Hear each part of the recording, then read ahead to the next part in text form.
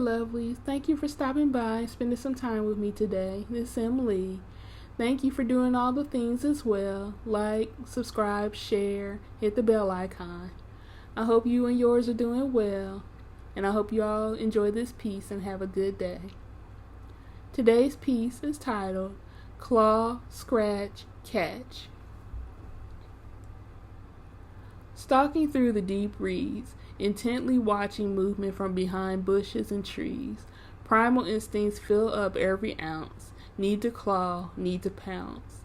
Descended from creatures that treated them like gods, nowadays we and humans are at odds. Want to purr, stretch, and meow. In homes, on roofs, in alleys, there must be a way to coexist. Do you know how? Eyes in shades of yellow, blue, brown, and green scan the area, yet grabbed away. Who are you calling astray? Don't want to say we're bitter, forgive us, just had another litter.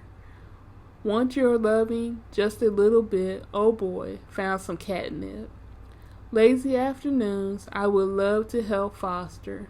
Look, it's a tuna field saucer. Independence comes at a price. Being outdoors, free to chase birds, fish, and mice. Yet with you, to lounge around will bring such joy beyond measure. To find a place to belong would be a real treasure.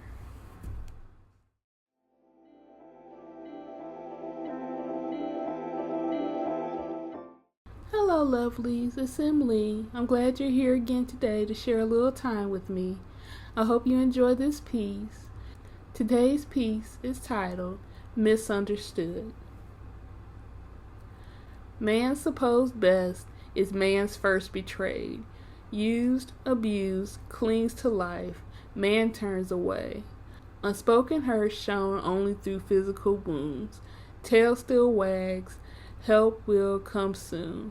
Scared, afraid, lost in a world alone. Looking for love, looking for a forever home. Unconditional love sits and stares. Big eyes look through you. Mistreatment, not right, not fair. In time those come to grant a wish, to heal, to nurture, to love with water, treats, and a doggy dish. Shy, timid behavior gives way to active pants of glee. Ears up, paws out, they run to you, they run to me.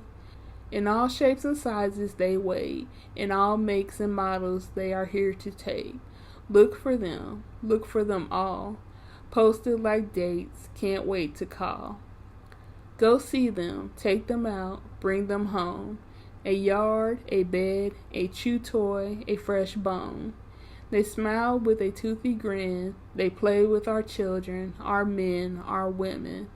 Those behind the scenes working so hard, shedding light on who would do harm.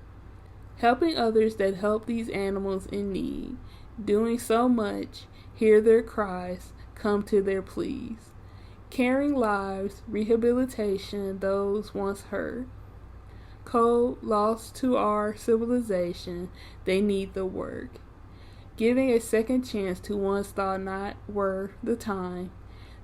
Those thought to be nothing more than to be labeled by their crime. Away from the bars and the chains, away from the loss, the despair, and shame. Lead back into the light by a welcoming leash on life. Lead back from the brink with help from hands able to be reached. Hearts full of love, eyes full of need.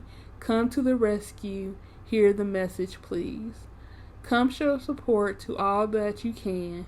Be there for the misunderstood, both animal and man.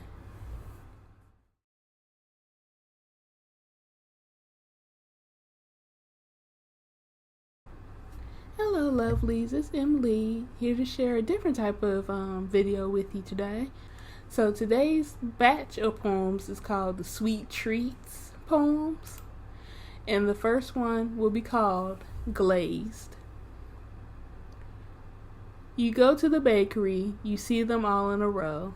You buy them by the box full, these rounds of fried dough. They call your name as they glisten in the sun. You open the package and devour every single one. The icing stuck to your fingers, the sounds of yum comes from your mouth, the feeling you get of total satisfaction from inhaling these sweet rounds down. You eat and eat, you've really gone to town. You look now at an empty box, but luckily you have another one on standby and you're ready for another pound. Okay, that was piece 1. This is piece number 2. It's titled Powdered Haze. Just one bite and it's everywhere. Your hands, your face, your clothes, even your hair. But oh, what a sweet white colored vanilla flavored mound of dough this is. You don't care now about how you look. You just want another dusting to fall on you, your laptop, and your books. All that now preoccupies your mind is the sweet taste of heaven that dances along your taste buds, telling your mind to keep going. Have another bite. Heck, why not have another whole mound of this confection-covered delight? As you eat more and more, you're transformed from the world of bland taste you may have known before. Now you are one with the sugar, the dough, and the powder all over the floor. Enjoy your time with these powdery mounds of confection.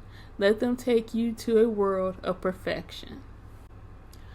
Okay, lovelies, and with that, this will be the final piece, titled Dozens. A box full of sweet treats sit in front of you. Once you open it, the possibilities present themselves. Possibilities that grab you and that no one could ever refuse. Dough rounds that are dressed up in every fashion. Rounds covered in icing call your name to have you sugar crashing.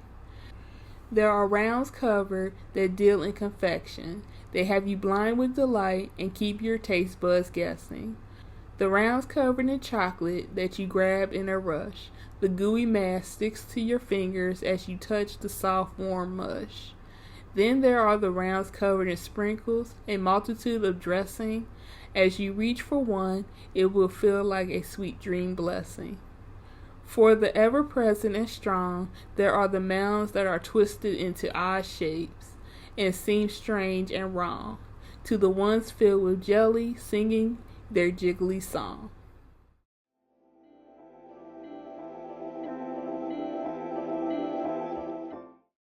Hello, lovelies. It's Emily here again to share a new piece with you. I hope you and yours are doing well. Hope you're having a good day, and I hope this makes you smile. Today's piece is titled Why the Key Glitters. Tucked away, hidden from the world, in the back of a closet sits a velvet box. Within the box sits a treasure of unknown origin, one that hasn't been seen for over a century. It's nothing more than a key. You may wonder why is such an item placed away and for what reason. It is special in some way. Does it mean something to someone? To anyone? What makes this key so special? Well, nothing really, only that it glitters. To hold it in your hand is to know what I mean. The very sight of this key brings forth awe and amazement. The ivory that makes up its head, the white gold the key itself is made of. The swirls of platinum-plated silver that runs from its shoulder to its tip, and razor-like biting cuts that are etched into its side like claw marks made by a fierce animal comes together to make this key very unique. When you hold it up to any source of light, it gives off a glittering omni-essence that is unmistakably enchanting. What does this key belong to, I wonder? Does it open a sorcerer's tomb? Did it once belong to a spellbound individual? Was this key made to shine in the light, to shimmer and entice one into a mental possession, like a ring of power meant to control something or possibly everything in this world? Why the key glitters is unknown. How it came to be can never be spoken. It sits in a velvet box in a closet waiting to be discovered, yet what it belongs to might be something that should be left alone.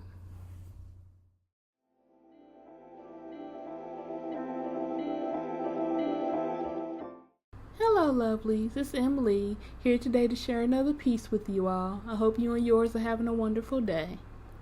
Today's piece is titled, The Arts, Your Future, and Fate. To take on the love of something in this world, in this life, is a goal we're striving for. To love the arts takes a special breed, to be strong in one's convictions that comes through an image, written words, or a combination of sounds, and then let the world outside yourself be a part of that can be a risk worth taking. Love for image, paint, sketch, draw, do it all until your heart's content. See in your mind, then bring it to life. A visual way can convey more than you ever realized you were conveying. Love for the written word, jot down ideas, poems, stories, novels. Take shape and convey a world, a time, and place that you were unaware might transport the reader away. Love for sounds. Make beats, write lyrics, compose sonnets that the voice will shout to the heavens, allowing others to shout along with. This may take the listener to another place and level of being.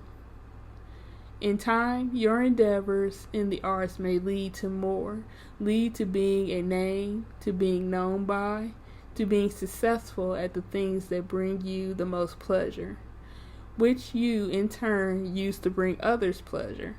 Sending a message with your chosen gift, one that can be used to help or disperse to others ideas to let them know that we all face the same trials daily, weekly, monthly, yearly, lifely. Then in time, the road grows shorter, the days, hours, minutes, moments are more and more precious to you. You may look over a life spent in pursuit of a goal, an artistic goal that has blossomed into a life you never knew was possible, but you are glad you lived. You can think and maybe even say, I help to shape others who will carry my messages from my artistic ways into the future for more to be heard, written, drawn, done. Who will in turn do the same? To muse, to fade, to gray, and then be remembered is what we all must face. Yet, in the process, live a life that can help not just ourselves, but others as well.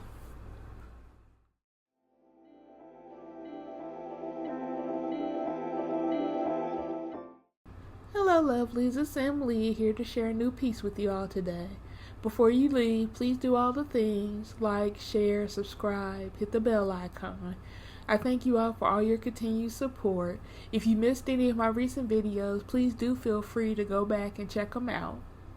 This piece is entitled, To My Bully. How can I help make your life better? Who does this to you on a daily basis? Is your pain as such that you feel this is the only way to make yourself feel better, important, relevant in some way? Whom in your life calls you names, takes from you what doesn't belong to them, and possibly hurts you physically and emotionally? Is this why you have adopted this form of life that you know as the only way you can express what you feel to others?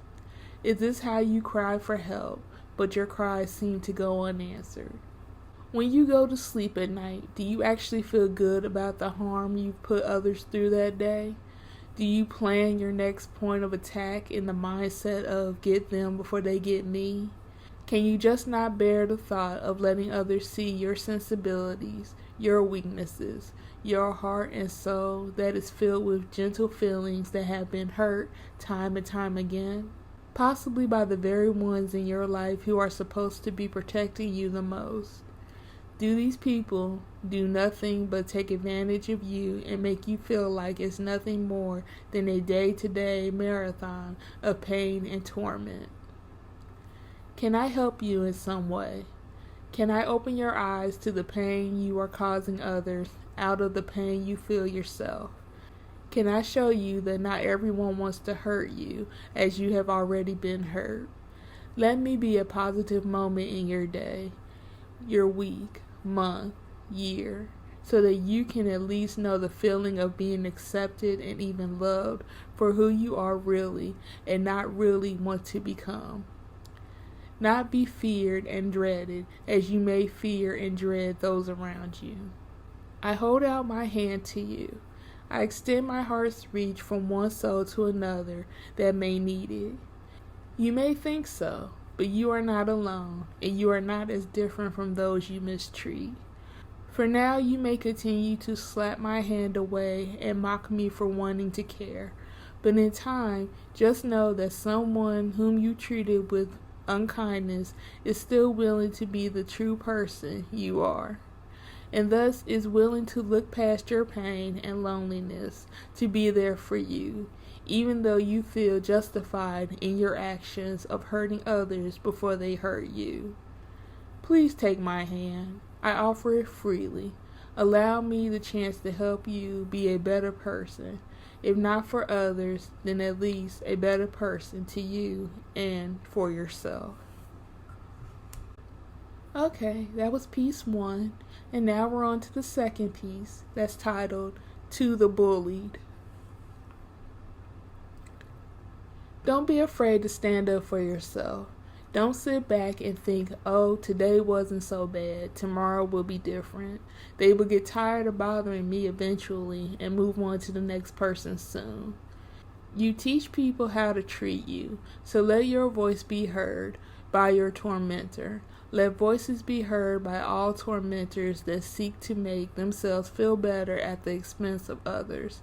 Stand strong, proud, determined to not let another day go by with your voice being heard by those who seek to pursue you for the sake of harm or make you feel less than human. Walk with your head to the sky to show those who would seek to harm your soul that the words they speak will turn on them. Thus, the pain they bring to others is really just the pain they feel about themselves. In doing this, you will turn your tormentors around. Instead of a source of pain and fear, you will instead see them as a test of true self-esteem and self-worth.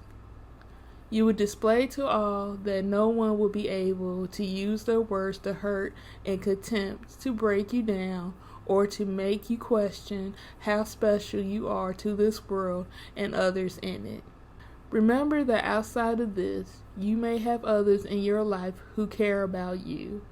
Tell them what is happening to you and allow them to stand with you, to be another voice alongside yours that will not allow another to mistreat you with a wicked tongue and painful intentions. It may not end right away, but in time, know that you can and will move on, leaving your tormentors in the dust of the past.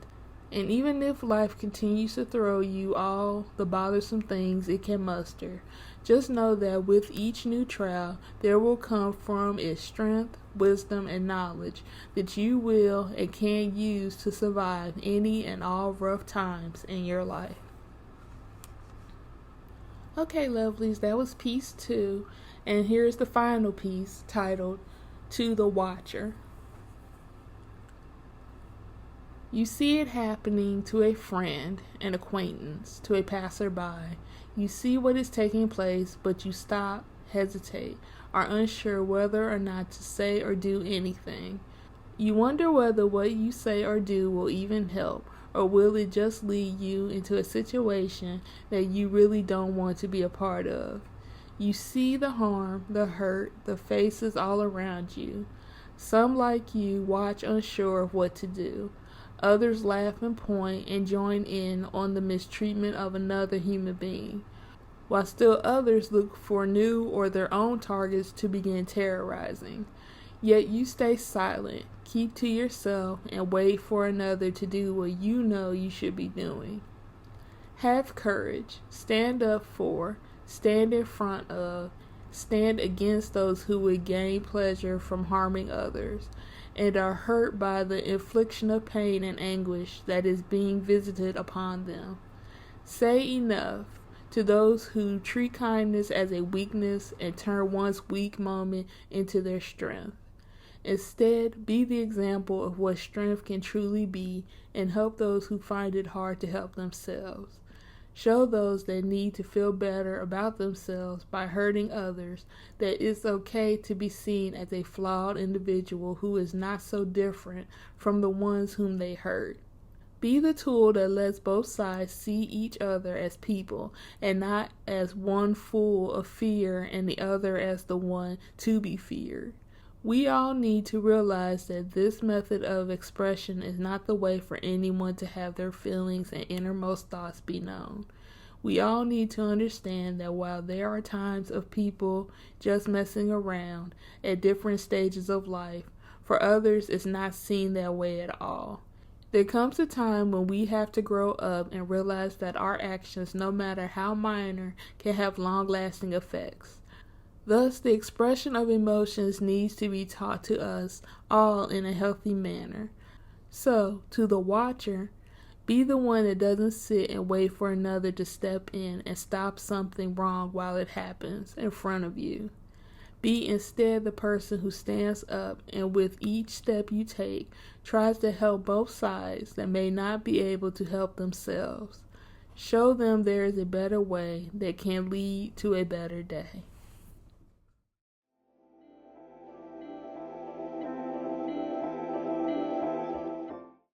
Hello lovelies, it's Emily. I'm here today to share an actual short story with you all. I hope you enjoy it. Before you leave, make sure you do all the things, like, subscribe, share, hit the bell icon, and thank you all for your continued support. Today's story will be called Beyond. There are many worlds within the world, worlds that exist to those who know of them and who experience them every day. But what if one who didn't experience anything but one's own world wondered if there was even something beyond what one knew? Then what effect would that have on them and those around them? Would there even be any effect, or would life, or rather existence, just continue to go on? From day to day, there is movement in the world that the one we call must came to expect on a day-to-day and even minute-by-minute basis. From time to time, the being known to Must and his kind as the Hand would come and take from his world his fellow people. Sometimes many at a time were taken, other times only a few were taken. Yet every time the Hand would be seen, there would be others of an unknown origin adjoined to the Hand. They were different and were believed to only exist outside of the world that Must and his kind knew. One day, as Must was around his own kind, the Hand appeared. It was not accompanied by any of the other beings. It was alone and empty. Just as it reached his kind, he, along with several more of his kind, were lifted out of the world he knew, and what he saw was truly shocking to behold. The movement seemed to become like a slow-motion event, and he was able to make out a lot of things he had never, of course, seen before or ever dreamed could be real. As Must looked around, he noticed that his world that he knew was just a small part of a greater picture. Must saw that there were two other worlds right next to his own that held the other beings that he and his kind had seen adjoined to the Hand from time to time. They were like his kind, yet they were different. Must is a small yellow field being, while the others that he saw were orange field beings called duck, and there were also black field beings called soy. Must was amazed to learn that there were more worlds similar to his own, and that his kind were not alone. As the Hand moved on, Must saw so much more that he couldn't even describe, or even start to know what the things he was seeing were called. What he did find out was that the Hand, being a massive thing on its own, was actually a small part of a larger being that was nothing like anything he had ever seen. Must noticed that as noises came out of the large being that the hand was connected to, the hand would grab and separate his kind into other hand, and then they would fall into a large deep black hole of some kind. He also noticed that the same thing was happening to the duck and soybeans as well. They were surrounded by a white disc with indentations and black lines with round heads. There were also white sheets that seemed so motionless until they lifted up in the wind, expressing a massive crease in them when they flew open in the breeze made by the hand. Musk became frightened by watching his kind fall into these seemingly bottomless pits surrounded by their other strange beings. He decided that if he could, he was going to get back to the world that he knew. As the hands separated his kind, he noticed that those who seemed too smooth would not fall into the dark holes, but into a metal surface of some kind. He thought if he could get to the surface, maybe the hands would pass him over. Musk found himself in luck, for when the hands grabbed him, he was indeed too smooth for them, and he did fall out of their grip. But where his luck ran out was that he didn't fall into the metal surface, but rather he landed somewhere he really didn't mean to end up. Musk found himself falling and falling until he landed with a thud on a surface that was not metal, but more shiny and white with flecks of color embedded into it. Musk found himself falling and falling until he landed with a thud on a surface that was not metal, but more shiny and white with flecks of color embedded into it. As he looked up, he could see the beam all over and truly how big it was. He could also see a strange world of dark corners and seemingly things that were lost or forgotten forever. As he looked around, Musk saw more things he had never seen before, like white lines with three-pronged heads, round objects covered in a strange see-through substance with white stripes inside of them, and big white beans with things being packed inside of them. As he laid on this huge surface, he could feel from every direction a pounding, vibrating sensation that would come very close to him and then would fade away over and over again. At this point, Musk didn't know what to do, or if he would ever get back to his world. He wondered if he would always be lost in the world that he was now in, or if he would be found, would be taken to the dark holes along with the rest of the kind after all, to end up who knows where. After what seemed like forever passed, a pounding and vibrating movement came very close to him, and then he watched as a hand came for him and lifted him up into the air. When he was put down, Musk found himself back among his kind in the world that he knew. Since he was one of the few that had actually been outside of his world and made it back, he was like a wealth of knowledge for his kind. For the longest time, Musk was asked about where he was and what he saw while he was gone. He did his best to answer as many questions as he could, but there was still so many things that even he couldn't describe or even put into words for himself, let alone anyone else. As time passed and things died down for Musk and his kind, things in his world pretty much returned to normal. Like the rest of his kind, Musk went back to simply waiting for the hand to return, to either take or return their kind to or from the world they knew. Musk was happy about the overall experience that he had outside of the world that he knew. He saw both the good and the bad, the wonder and the unnerving aspects of what was over his kind's horizon. Thus, in the end, he concluded that he was better off where he knew he was supposed to be. He told many of his kind that to know what's beyond what they knew every day is great, but that they should appreciate the world they knew as theirs. Thank you for listening. I hope my words as we go along both inspire and make you smile. For more of my content, you can also find me on Patreon, Twitter, Tumblr, and Instagram. The links will be down below. Stay blessed and let's grow together. Much love to you all.